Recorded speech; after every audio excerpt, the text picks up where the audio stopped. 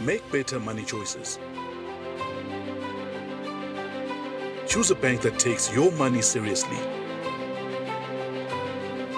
Business Watch is brought to you by Nedbank.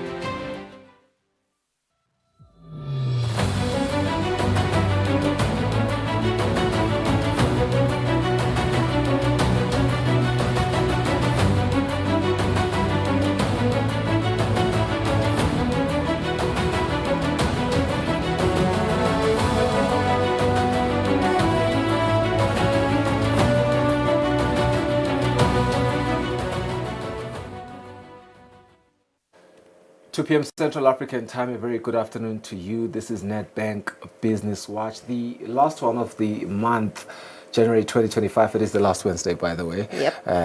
Didn't mean Finally, to we're scare wrapping up any of the our month. viewers. I know some of them were like, why is it the last episode? They love watching the show. But yeah, we just want to remind you, it's just the last episode for this month. Otherwise, we'll be with you for the rest of the year. It's a very good afternoon to you, and welcome to the show. Yeah, good afternoon to our viewers. Thank you for tuning in. This is Nedbank Business Watch. You can watch us also on our YouTube page. We are at Eswatini TV and DSTV as well, channel 286. A very good afternoon and welcome. Yeah, today we want to get into the complex world of finance, the line between a smart choice and an expensive mistake that often comes down to the details. Whether it's loans, it is overdrafts or credit cards, each financial product has its advantages, but also there are risks that come with it if not fully understood. So we ought to understand that today, and we're going to strip away all the jargon, all the big terms, and break down the numbers, because it is all about numbers anyway when we are talking about money. Charles Mkonda is the head of sales support at Nedbank. He's a professional who goes beyond offering financial products to help you, their client, make informed and strategic decisions. We want to look at the importance of fixed repayment plans to the appeal of credit card packs and explore all the best borrowing strategies for different financial needs. All of that on the show today and more.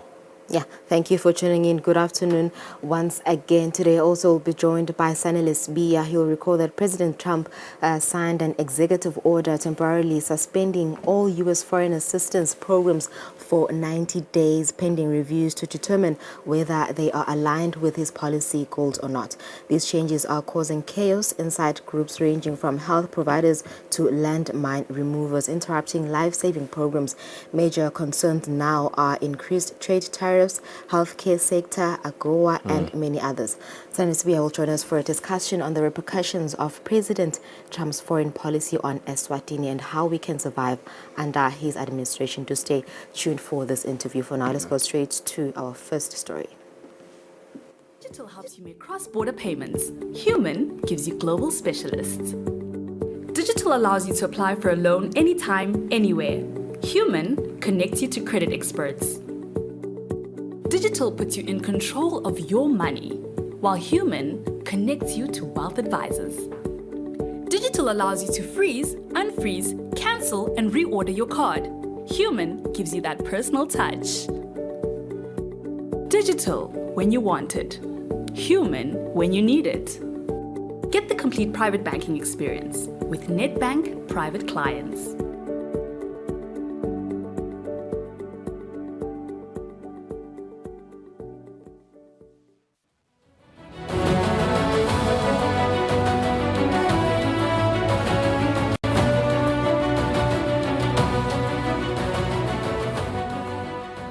Welcome back. This is Nedbank Business Watch. Thank you for tuning in. We welcome our viewers that's just joined us. Let's go to our business news. Our first story, following an outcry from the Interstate Transport Association that the Ministry of Public Works and Transport is taking business away from them by issuing passenger lists to undeserving public transport, the PS Tulani Mkalipi has responded, putting into perspective how such issues are handled by the ministry. The chairperson of the Interstate Transport Association, Jabulo Mabuza, says they do not understand why the Minister of Public Works and Transport is now being operational by issuing passenger lists. He says the ministry should stick to administrative duties, adding that issuing the passenger list takes business away from them. Passenger list kulamave abomakhelwane onke lawa lesisebenza nawo acontrolwa ngama-associations. La kule live lethu passenger list acontrolwa i-association together with RTB. Manje lokwentekako ukhanza i-RTB seyi-issuishe passenger list kuma-local operators lesekuthatha lo msebenzi wethu and kuyasicabanisa lokho nalama operators lale ngaphandle ngoba lama operators lale ngaphandle athi sinezivumelwano sethu nabo khona lesithi i-JV lakithi i-joint venture. The Principal Secretary in the Ministry of Public Works and Transport, Tulani Mkhalipi, advised the association to use proper channels to raise grievances, further clarifying the process of issuing the passenger list. Yes, we do process passenger list for every passenger who intends to use public transportation outside the country. If it is passengers that wish to travel in SACU countries, there is an agreement between those countries that are in the SACU arrangement as to how it is done. One of the agreements is that there must be a passenger list, and the passenger list is issued by government. It is not issued by any other body, but by government. Government is taking the responsibility, to say she knows the passengers that are using a specific public transport vehicle going out of the country. There was an arrangement, an administrative arrangement at some point where the government would then ask the association, to facilitate. But some of the associations abused that privilege, and we withdrew it. And it is now the passenger lists are issued actually by government, and there is no intention now to give that responsibility to associations. It will remain the responsibility of government. The passengers themselves choose which transport to use. Of course, there are agreements between the regular transportation modes between South Africa in particular and Eswatini, and there are agreements between the associations. But for those who travel, maybe and travel on regular basis, it is the passengers themselves who then choose which transport to use, to go. So when they come to us, they come with the transport operator. The transport operator must be legal in the country. Then they come with the transport operator. Then for us in the office, we check basic eligibility documents if they are available for the public transport operator, to travel to South Africa, to travel to any other country. The Principal Secretary urged the public industry to contact the ministry if they have grievances or if they need clarity on anything, stating that they have an open door policy promising fairness in handling of issues. For Nedbank Business Watch, Nelson Dlangamandla, Vuminkosi Nzinisa, Mbabane. After news that Cabinet has approved the conversion of the Eswatini National Provident Fund to a pension fund, some members of parliament say they have been flooded with calls from citizens asking about the conversion. We spoke to Ministry of Labour and Social Security Portfolio Committee Chairperson in the House of Assembly, Fiso Makakula, to bring clarity to this matter. The chairperson of the Portfolio Committee says now that Cabinet has approved the conversion of the ENPF to a pension fund, it does not mean that the fund will convert overnight. He states that there are different processes that the conversion has to go through, including Parliament, where the members will make their submissions to.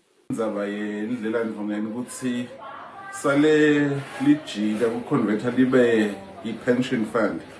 Sithanza kusho ukuthi njengoba seyicabinet seyicedzile ngayo seyitawuthathwa ke nyalo iyongena eParliament iye emalungeni eParliament nayo ayofaka umvo wayo kuphindze khona lapho phela nesive sisatoke sitawutfola lithuba laso lokuthi likhulume lendzaba.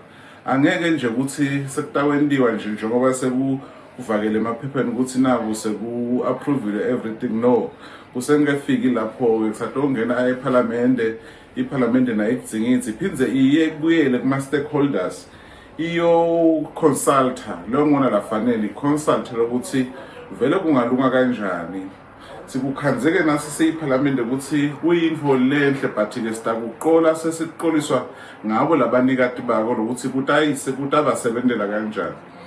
Sisuka khashana-ke nalendzaba iphumile kule phalamende lephumile beyikhona nakhona lendzaba yephindze yabuya nanyalo solo kukhulunyiswa yona abantu bebakhala kakhulu banekukhala ukuthi lindlela ndvungeni lena njani ukuthi singacontributor lapha kulo sihambe nalo sithi nase kufike iminyaka yami ukuthi ngiyaretire bakunike lokungekwami ngiphume ngiphele.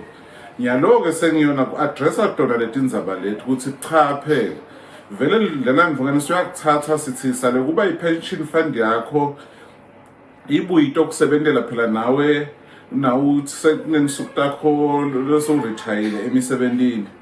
Mina nje personally ngilunga lasemhlobeni ngokukhanza ukuthi kuyasita kakhulu especially my private sectors cause bona bebete le pension. Uyaqasha nje umqashi wakho la uthi nakufika ikhastaka akunikele kwakho lokungakwakho uphuma uphela. But ngenyalo nasengikubuka mina ngikukhanza sekungcono lokuthi at least kukhona lokutawuthi kuvele efastelweni until nawe kuze kufike emalanga ukuthi uNkulunkulu akuthathe. Siyethemba nje ukuthi siyitawungena masinyane hope by February or March itabe seyingenile eParliament siconsult la singaconsulta khona kude lokonakele sive ukuthi sithini sona ngalawo magama singumhlonishwa semhlumeni phindze kube ngichairperson wale portfolio yakaleba sitayisebenta ngendlela letawugqulisa sive. He states that Eswatini will be fully consulted on the conversion. The Minister for Labour and Social Security, Honourable Phela Buthelezi, and the ENPF have promised to give a comment later on this matter. For Nedbank Business Watch, Nelson Dlangamandla, Vuminkosi Nzinisa, Mbabane. It's 12 minutes after 2. Thank you for staying with us. You're still watching Nedbank Business Watch. That is how we cap off our business news. Yeah, after the break, we connect with Sanelus Bia. We have a discussion on President Donald Trump's foreign policy and its repercussions on Eswatini. Stay tuned.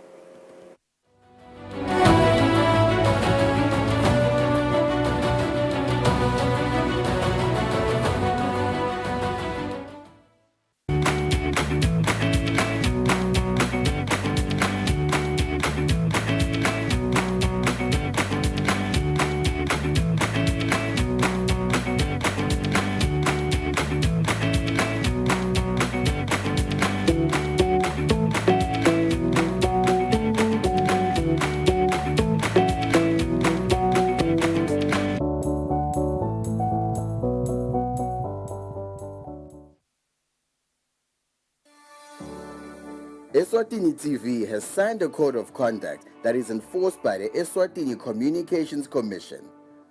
We are committed to reporting news that is accurate, comment that is fair, and programming that does not amount to hate speech or the description of gratuitous violence or explicit sex. For any complaints of our programming, please contact us on 2411-9600 or email info@eswatinitv.co.sz. You can also contact the Eswatini Communications Commission on 2406-7000 or write a letter to ECCOM on PO Box 7811 Mbabane. Email address is info@ecom.org.sz.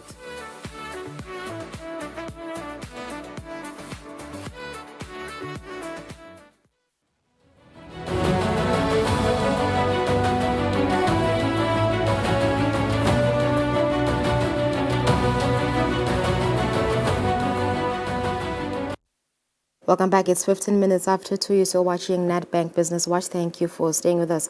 President Donald Trump signed an executive order suspending all foreign assistance programs, and that may affect Eswatini. We now connect with Sanellis Bia, in-house economist, to shed light or his insight on this matter. Very good afternoon, Mr. Bia. Thank you for joining us this afternoon. Trump's foreign policy may bring Eswatini to its knees.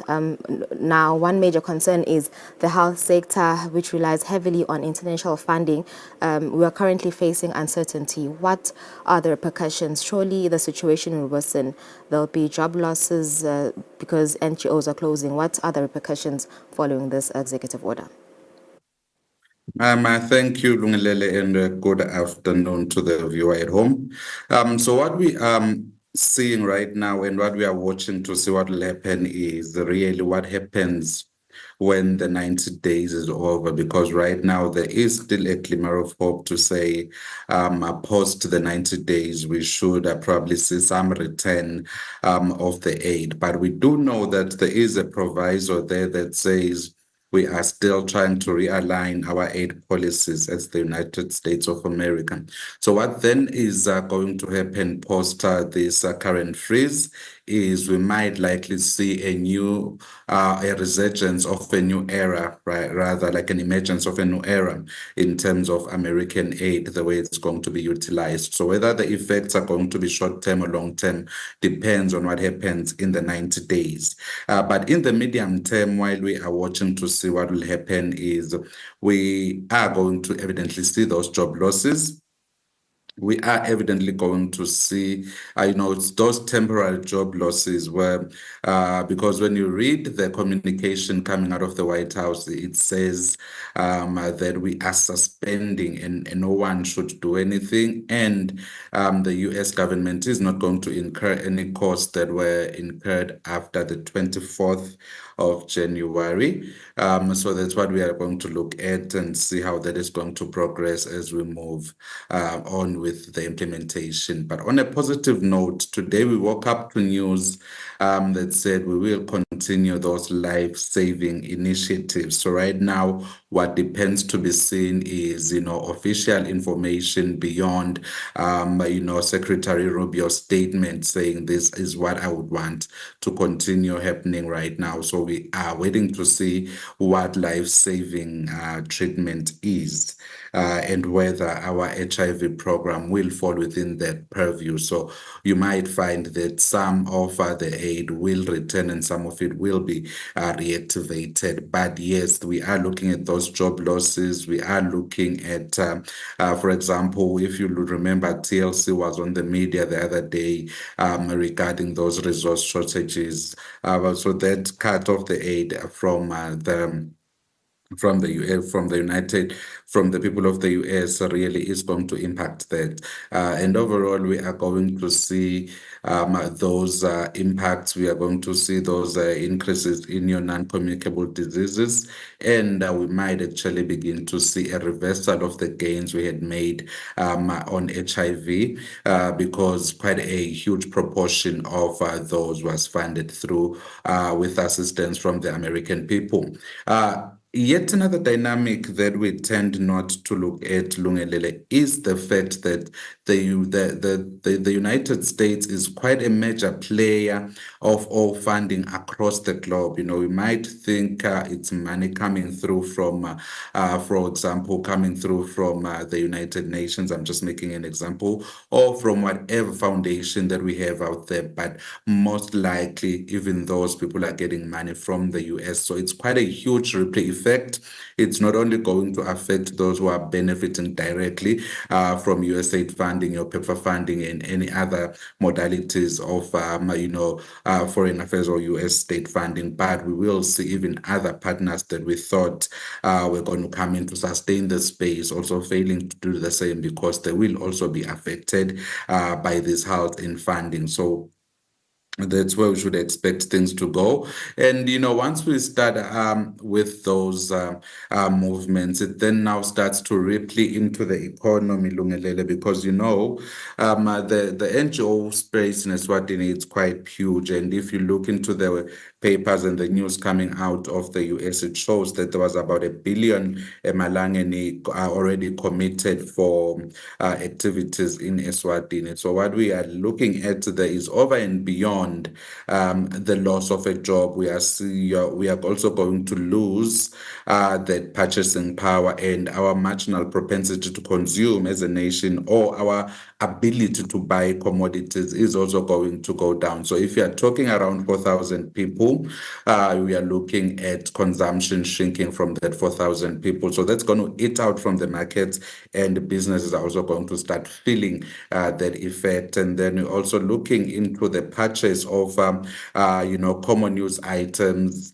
Also, that one is going to also be on the decline for the next 3 months while we wait to see what is then going to happen afterwards. And then there's going to be that direct impact on your pharmaceutical wholesalers and those retailers who were largely supporting those NGOs that are utilizing funding from the United States. And we are likely also going to see that. So it's not just an 8-story Lungelele, it's quite a big story that's going to ripple through the economy, through indirect effects on business, both directly and indirectly. Yeah. Kinyalo. Right. Thank you, Mrs. Bia, for that insight, for that analysis of what's happening in the U.S. We'll go for an ad break. We return with Nedbank Eswatini. Stay with us.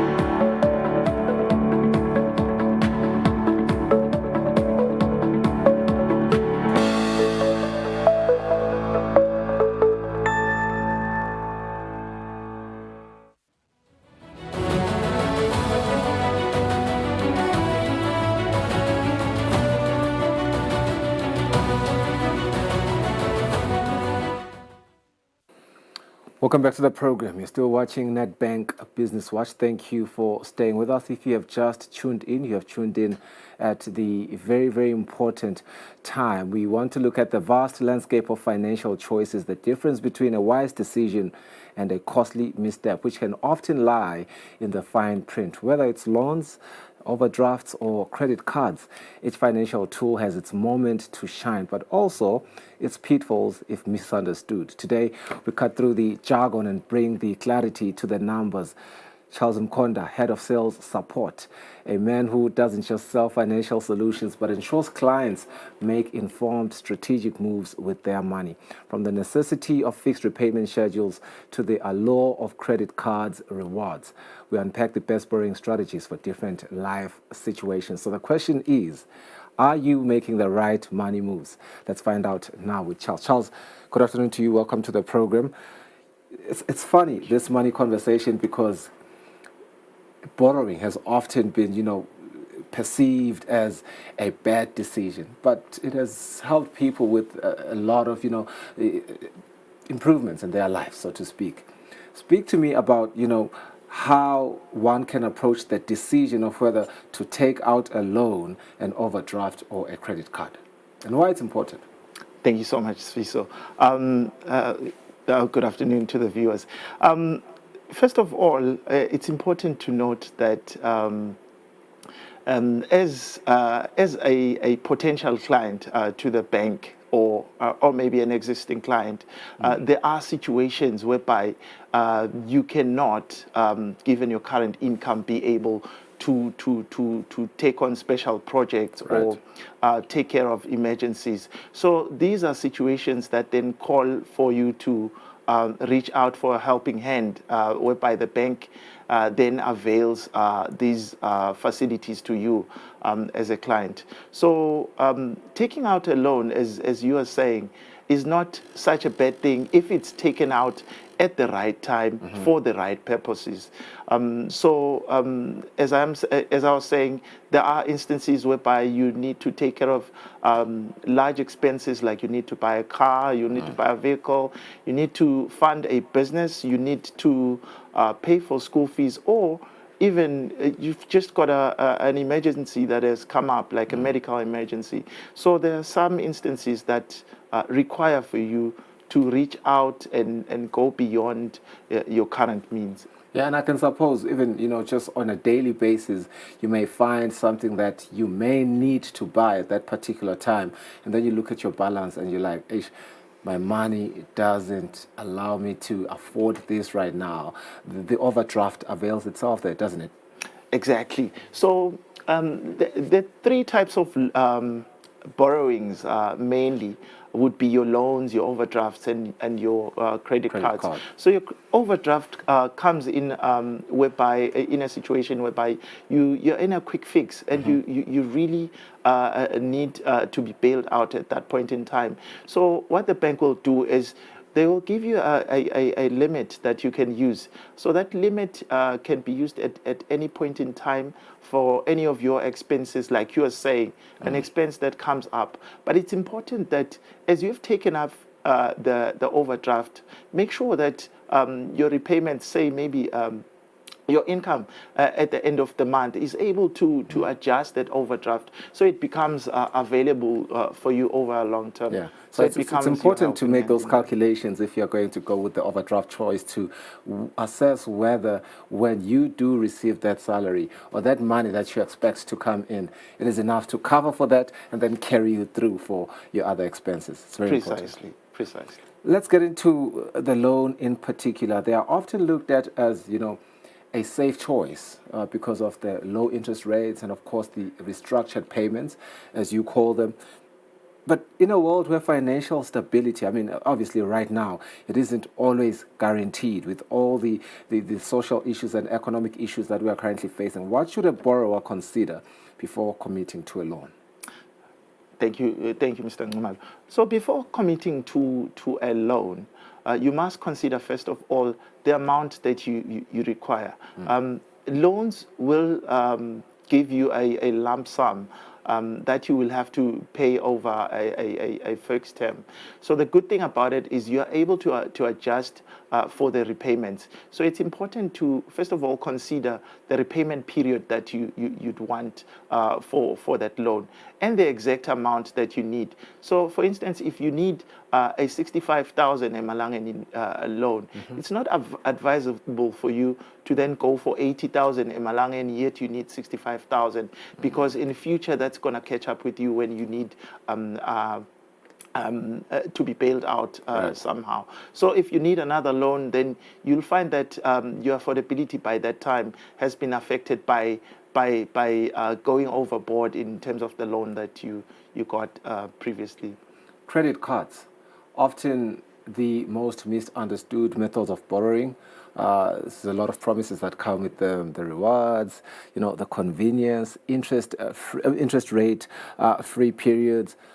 Talk to me about, how one can harness this particular benefit of credit cards without falling into a perpetual financial trouble. Thank you. So with credit cards, most viewers may not be aware that if you pay off your debt within a 30-day period, then there is no interest that is charged on your credit card. So if you're able to use your credit card and then pay it out within that 30-day period, then you'll be able to sort of get free debt from the bank. So it's a leeway that viewers can use at any point in time. But the most important thing about credit cards is that they open up doors for you to be able to transact almost all over the world. So you may find out that in instances whereby your debit card is unable to process a transaction, with credit cards you are more free to process those transactions. Like you're saying, there are also benefits that come with credit cards. So those benefits are clients are also open to use those benefits. Rewards. But I would suggest that as as a client, be responsible as you're using this product. Your credit card must also be used, but try to pay it off as quickly as possible, as compared to the others. Interest rates and fees, an interesting topic, because they can make or break a borrowing decision, right? I think that's a general consensus.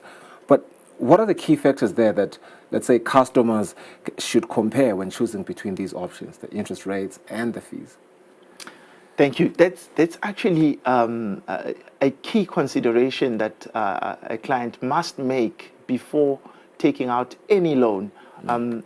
You must be able to compare your interest rates, because interest rate will affect you for the duration of the repayment. So even a difference of, say, 1% in interest rates, if you're looking at it over a long period, turns out to be thousands of emalangeni. So it's important for you, before you take out a loan, consider what the interest rates are.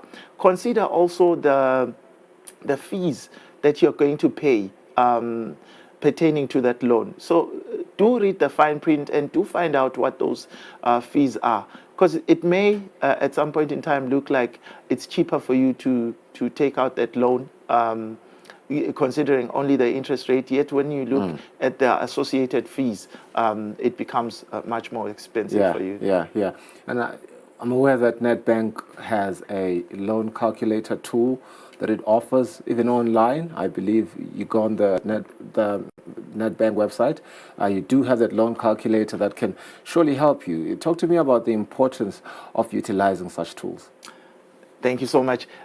So you're absolutely right. At Nedbank, we have the tool whereby you can go and calculate your repayments. So it does give you an estimate of how much you're going to be paying in terms of repayments. And you can even adjust the periods to a comfortable period that you'd want to use. So such tools are so important when it comes to your budgeting now, because as a client, you must be able to budget for all your expenses before you even go through them in the month. So it's better for you to budget for those expenses before even your income comes in at the end of the month, because you may find out that you are losing a lot of funds as you are going through the expenses of the month, yet you could be cutting out unnecessary expenses. Yeah, we often speak about budgeting as, you know, a measure that one takes when they have money, whether you budget for your groceries,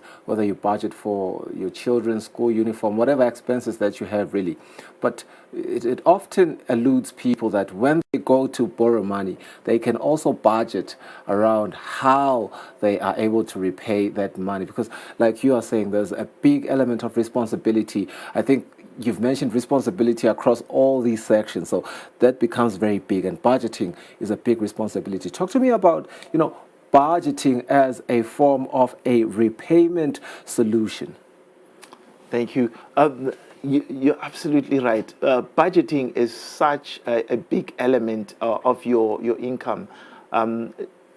Monthly, as you're going through your expenses, you will note that clients tend to maybe overspend when it comes to entertainment and events and all the like. So it's important for you, as you go seek this loan from your financial institution, ensure that it falls within the budgetary means that you have. So for instance, you may be taking out a loan for a car repayment. So as you are making those repayments, you will notice on a monthly basis that your affordability is affected somehow. So it's important for you to stay comfortable and ensure that you're still able to do the things that you enjoy within the income that you have on a monthly basis. And I must mention that as a trusted financial institution, we are able to calculate for you your budget and ensure that you're still living within your means. Yeah. I'm aware that you are available on X on Facebook and on LinkedIn at Nedbank Eswatini. For our viewers at home who may have more, questions to ask Charles or anyone at their nearest branches, Nedbank is at your nearest convenience there. And you can also have their help desk number 3278 1999 3278 1999, available on X, Facebook and LinkedIn. Nedbank Eswatini. This has been Charles Mkonda. We'll go for an ad break. We'll be back shortly.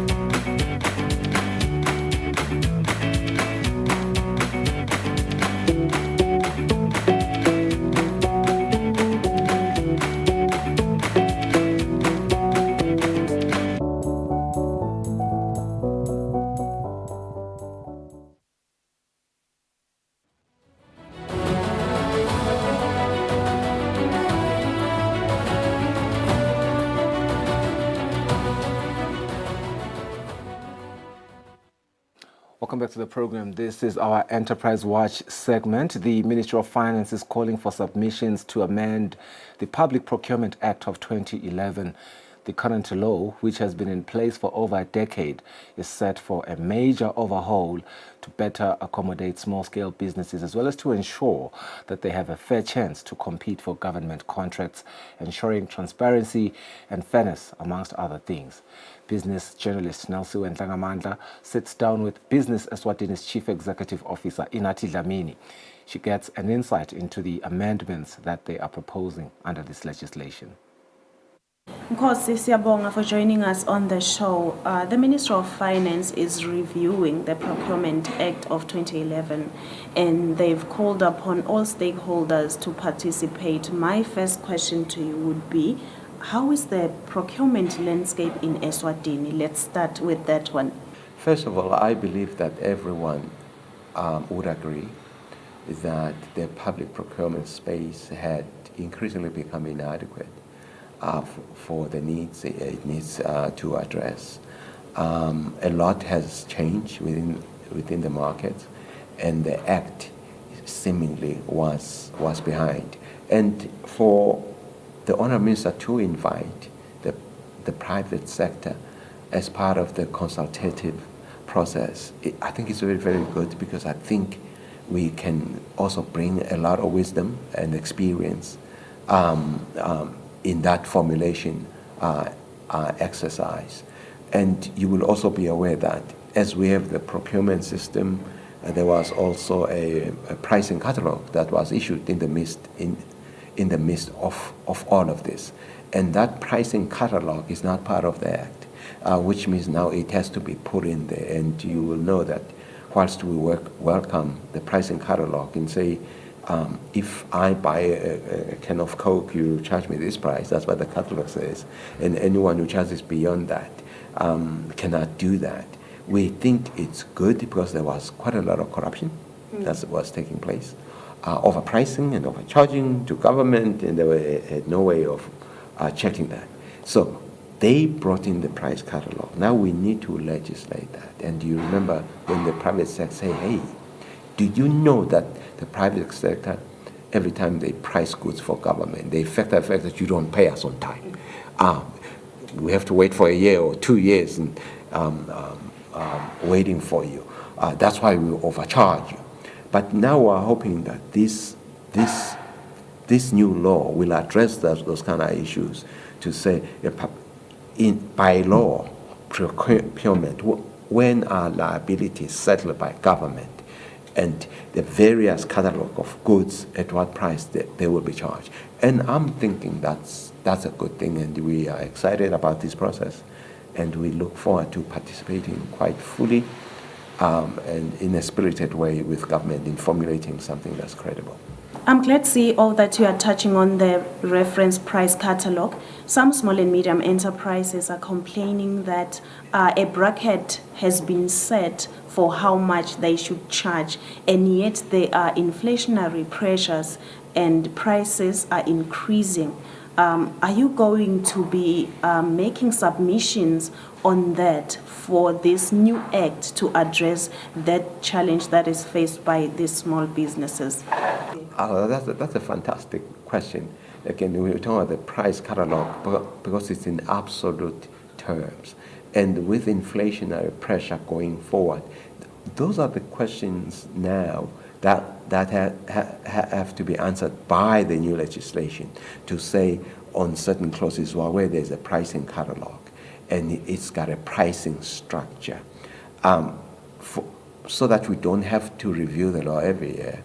Those prices will escalate at the inflationary rate, which shall always be determined by government. In other words, even if you say the kernel coke is 10, if you have put an escalation of 5, I know that the next year it will be 10 plus 5%, which is 10 rand 50 cents, for instance. In that way, it will address that. It will address that. It's a legitimate question being posed by the private sector. Inflation will erode the pricing of goods. How do you address that? You put an inflationary increase every year on this price catalog without even have to review the price catalog. Just set on everything at 5%, which is the major increase, which is always determined by government each and every year. Business Eswatini, Nkosi, has been known to speak for the big businesses, the giant companies, but I've also seen you advocating for the support of small and medium enterprises.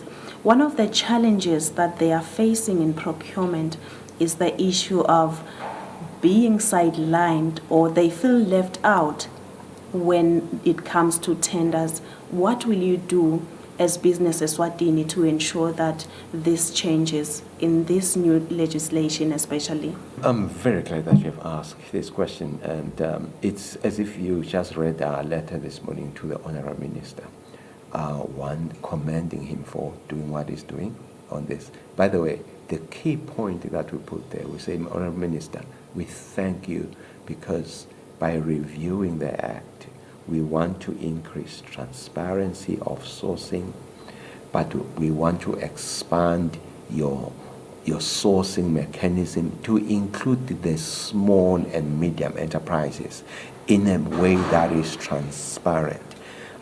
We know that for this economy to grow, everyone must have a stake in the economy.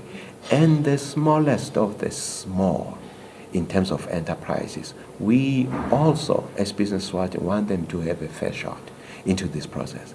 And we will be joining these talks and consultative talks with that in mind to advocate for small and medium enterprises to be part of the supply chain for government.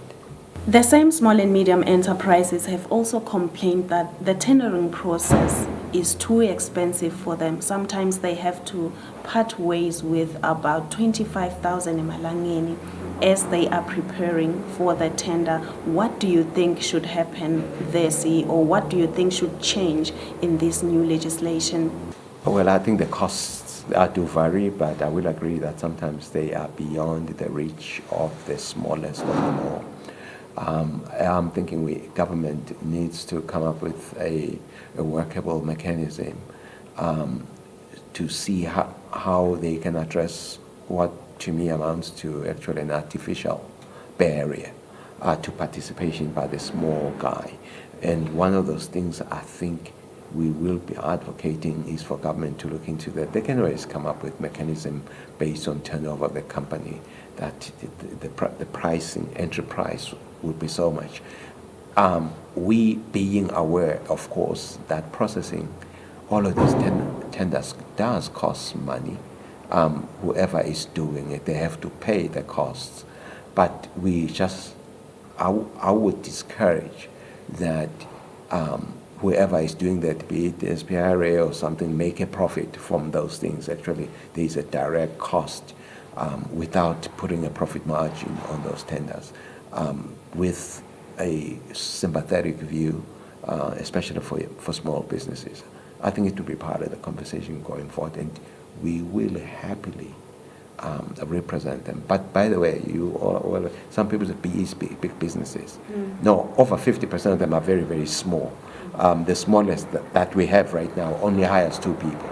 The Minister of Finance and ESPPRA have done a lot to ensure transparency in the tendering process, but there are still talks, especially from small and medium enterprises, that there is still corruption. How do you think this new legislation should address this issue? In this new act, first of all, we'll be very, very strong on corruption. Our procurement system has traditionally been riddled with extreme corruption, financial malfeasance, and etc. And all of these transgressions have had to be financed by the taxpayer. And we are saying now that the time has come that as a country we need to take a stand, that we need to be as transparent as possible. No kickbacks anywhere. Our procurement system has to be done for the benefit of the taxpayer in an open fashion, in a way that is cost effective for government and by extension to the taxpayer. That's what we are looking for. And right now, this is an urgent conversation because we are pushing these ideas against the backdrop of dwindling SACCO receipts, which means if your revenue is being compromised, you got to save every penny as much as possible. And now we have these loopholes within the procurement environment. We need to plug those holes now. It's that it really has to come to an end in terms of saving costs for the country. Siyabonga kakhulu Nkosi for joining us on the show. We hope that everything that we have discussed here will be incorporated into this new act so that bosomabhizinisi phela eveni batokhona ukuthi basitakale kangcono kuleti temathenda. That's the Procurement Act review conversation there between Business Eswatini's Inathi Dlamini and our business journalist Nelsiwe Ndlangamandla. Let's go for a net break. We speak to Treasury dealer Mr. Dlamini from Nedbank Eswatini after the break.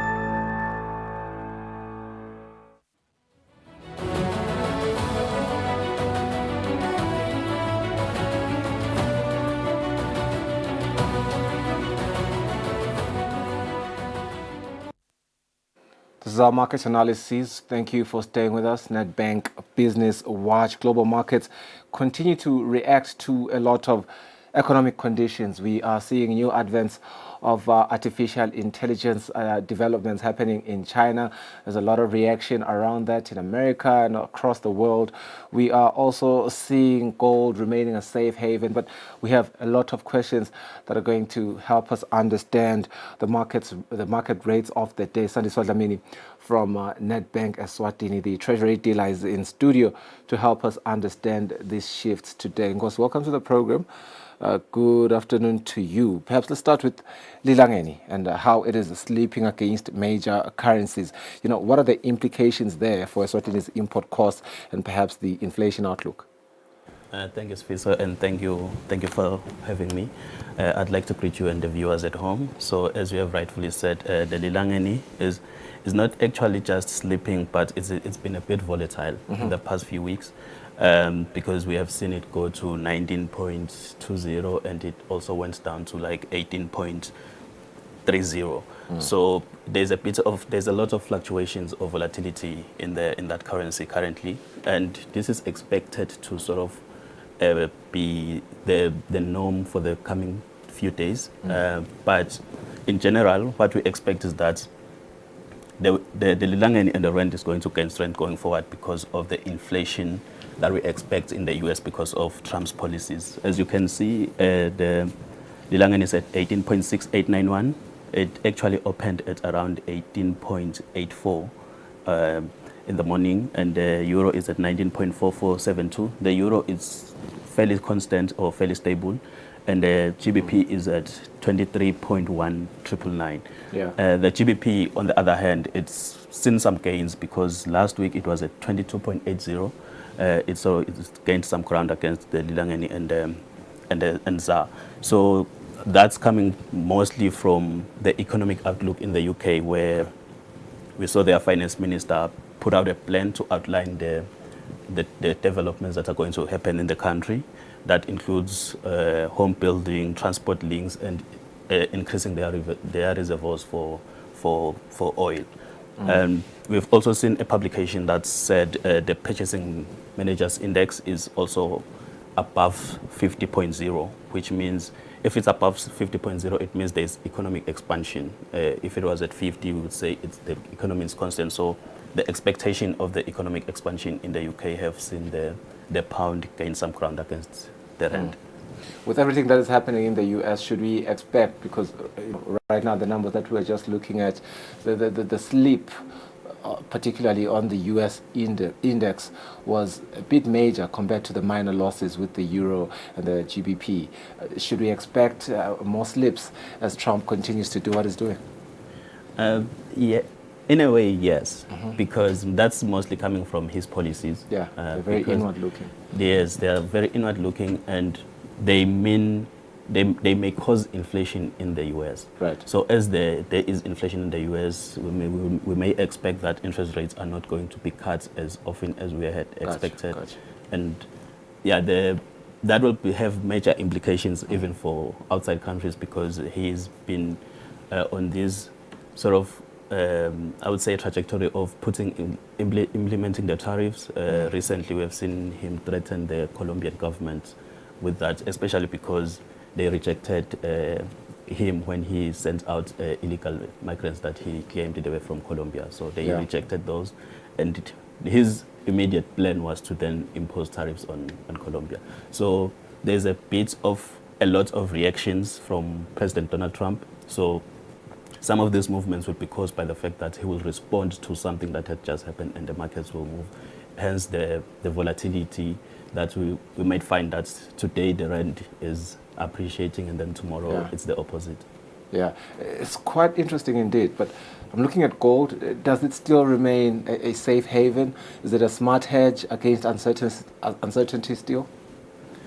Gold is fairly stable, and I would say it's still a safe haven for uncertainty, especially in times like today, where we have Donald Trump as president of the US.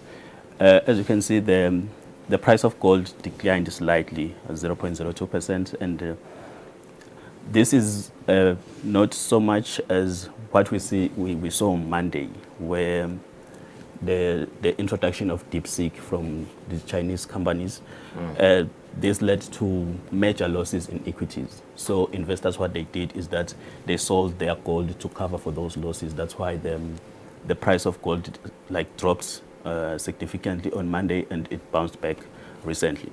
But we can expect the price of gold to be stable. And with the expectation of inflation, the price of gold is actually expected to continue rising.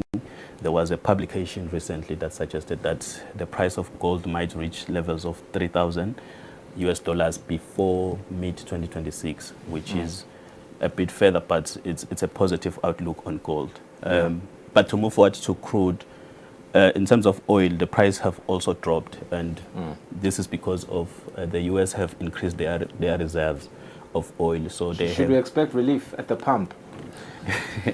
There might be relief because it looks like there's going to be oversupply of oil.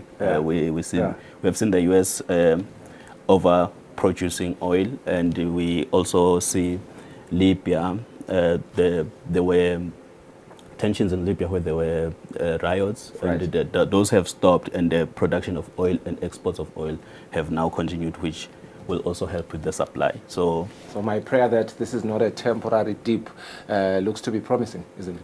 yeah, it is currently promising.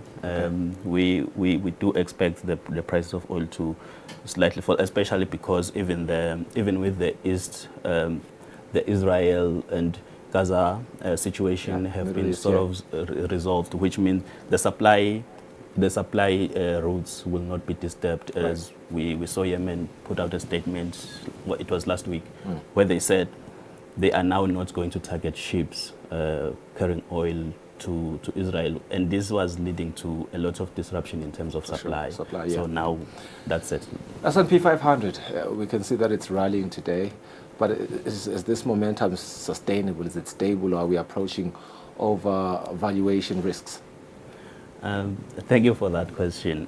In terms of equities, we just saw an AI riot on Monday, and these increases are sort of a bounce back. So what happened is that we had a surprise of DeepSeek coming out of China, which is a startup, which is a startup company which is only 1 year old, and which have just published that they have been able to develop an AI in 2 months at a big fraction cost compared to other much cheaper than OpenAI and Meta. Yes, it's way cheaper. So these have put a bit of spiral on investors who have now questioned the cost of actually developing an AI. So they put out that they spent around 5.4 million on this development, and it only took 2 months. And if you compare that to ChatGPT, which the training of the model costed about over 100 million, and we just saw the CEO of Meta, Mark Zuckerberg, talking about that. Their budget for the development of their AI is like 65 billion. So those are really high numbers compared to what China have proved to do with the little resources and in a short span of time. And just to add to that spin, Chinese companies have been banned. They were not supplied with high-powered chips. So so they did not have those resources. So this is actually putting even more pressure on the US now, because it means they were able to do something great with limited resources and less powered chips. So currently investors are there's a big question mark there, and Donald Trump must be doing a lot of meetings right now trying to figure out a way to strangle China, because we know that silent war that they have there, if it's this AI one, the fact that it's open source. Thank you so much for your time. Thank you for your insights as well. Fortunately, this is where our conversation has to end today, but your insights have been very valuable in providing perspective into these market dynamics. This has been Sandy Swatlamini, the Treasury dealer from Nedbank Eswatini. Let's go for a net break.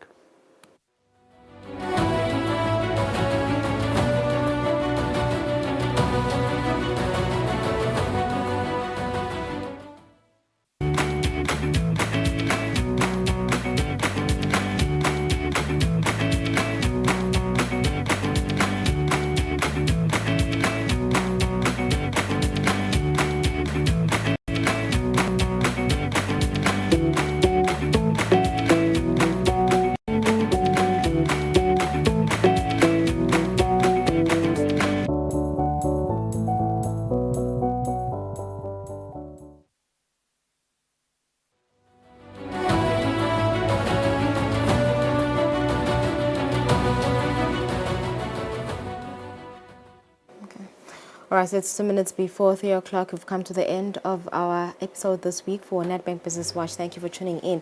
If you've just joined us, worry not, this episode will be on our YouTube page, Eswatini TV. Have a lovely day. Yeah, bye-bye.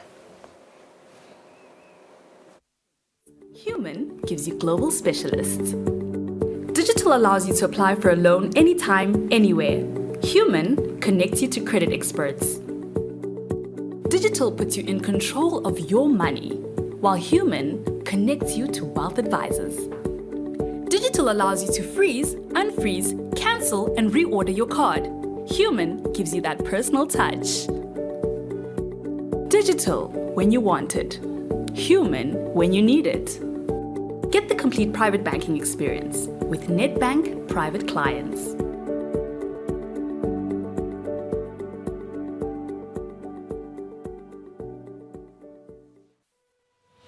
Make better money choices. Choose a bank that takes your money seriously. Business Watch was brought to you by Nedbank.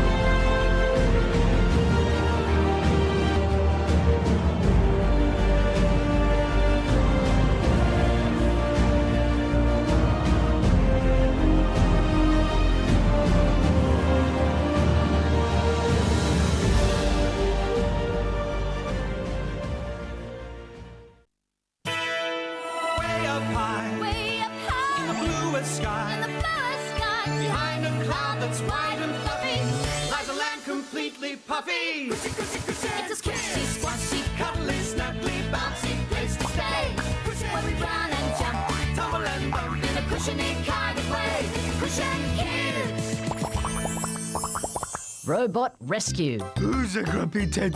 Oh, you're a grumpy Ted. Oh, chickhead Grumpy with his teddy. Lucky he doesn't know we're watching. Who's a... You're a grumble bumble. Oh, you... Oh, Grumpy, you're not still playing with Ted, are you? No, well... You know, I don't have to play with Dolly anymore. She's really just a decoration. She is? Yep.